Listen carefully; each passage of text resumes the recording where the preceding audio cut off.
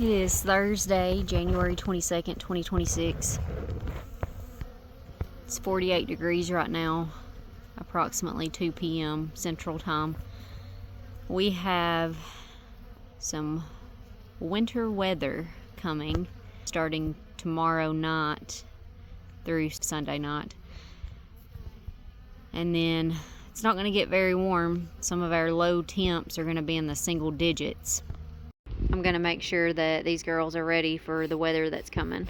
Because honey is very heavy, one way we can test how much a hive may have is by gently tilting the hive.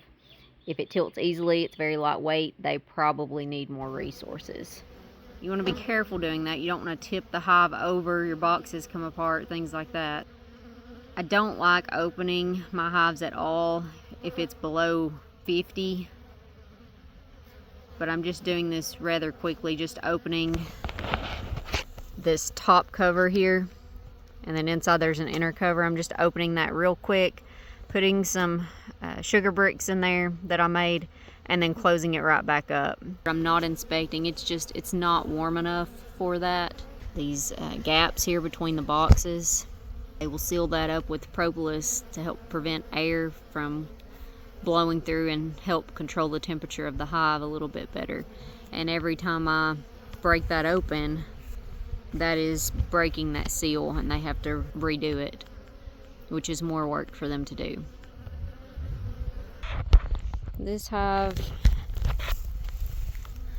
had a decent colony in it the last time I opened it up to check their resources.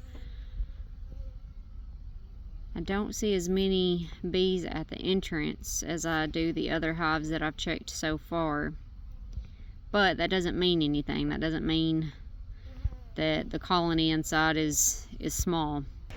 We had some very strong wind about a month ago, maybe even less than that.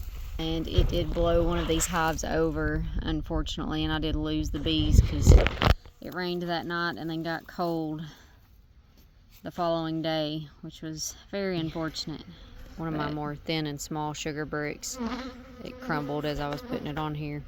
But as you can see, they're already eating it. Now these bees I can see down in here between the frames, they still have some capped over honey that they can consume between now and say March or so, when it starts getting warm enough.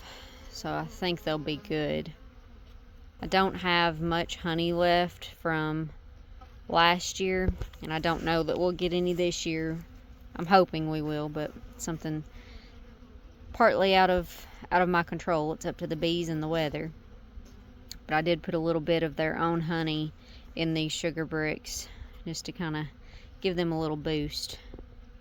But if I'm feeding them in the summer or spring, when I'm planning on collecting their honey, then I will not collect honey from that hive, just because I don't want to potentially collect sugar syrup honey. I don't want to risk that. I want natural honey from them. So another thing that I'm going to do with this hive in particular, I did not get to condense them down much previously when I took one of the honey supers off.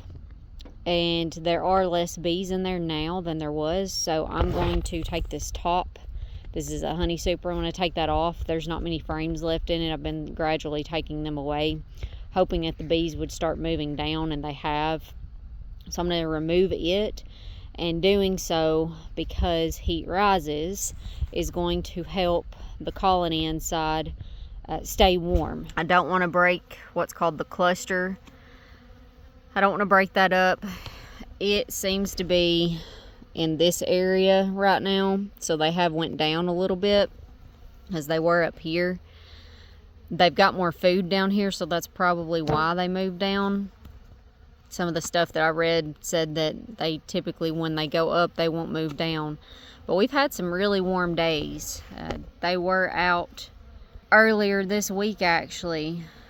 I had some sugar syrup in some jars, and I just set it out to feed them, to kind of open feed away from the hives. I was surprised that there were so many bees out flying around at that time. The colony Still has some frames in here that are capped over, so they're still good on resources. It's also really heavy. I did the tilt method to see how difficult it was to lean over.